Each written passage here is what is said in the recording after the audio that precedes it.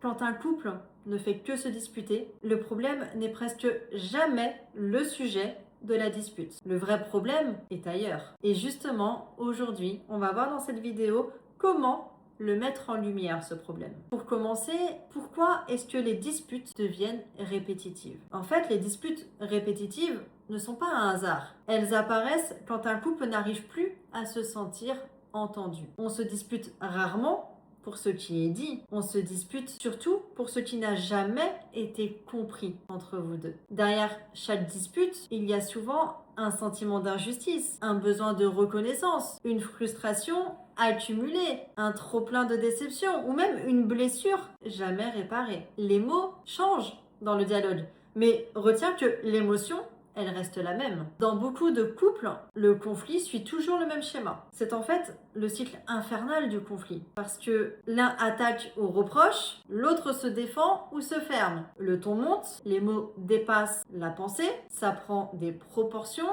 ça devient ingérable. À la fin, personne n'a gagné. Mais chacun se sent un peu plus loin l'un de l'autre. Et avec le temps, le couple ne communique plus pour se comprendre, mais pour se protéger. Et ça, c'est dangereux. Certaines réactions aggravent les conflits, même avec de bonnes intentions. Le fait de vouloir absolument avoir raison, de ramener le passé à chaque dispute, de parler quand l'émotion est trop forte, trop vive, le fait d'utiliser le silence comme punition, ça c'est des comportements qui détruisent la sécurité émotionnelle. C'est pas bon dans un couple. Le point important, c'est que sans sécurité émotionnelle, chaque échange devient une menace. C'est très violent. Alors, comment sortir du conflit permanent? La sortie du conflit ne commence pas par des meilleures phrases. Elle commence, je dirais, par une meilleure régulation émotionnelle. Ça, c'est la clé. Parce que quand le ton monte, le vrai courage n'est pas d'attaquer plus fort.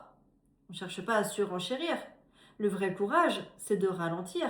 Donc, tu dois apprendre à dire « on en reparle quand on sera plus calme ». C'est comme ça que tu peux créer des espaces de dialogue sans reproche. C'est comme ça que tu peux exprimer un ressenti sans aucune accusation. Un couple ne se répare pas dans le feu du conflit, pas quand ça dégénère. Un couple se répare quand les deux peuvent à nouveau se sentir en sécurité. Alors si malgré les efforts, les disputes continuent, que c'est sans fin, alors là, à ce moment-là, il faut se poser une vraie question. Est-ce que chacun se sent encore respecté dans ce couple? Parce que parfois, les disputes cachent un problème plus profond. Donc, quand le respect disparaît, la dispute devient alors une arme en fait. Et à ce stade, là, il ne s'agit plus de communication, mais de rééquilibrage, ou alors de décision à prendre.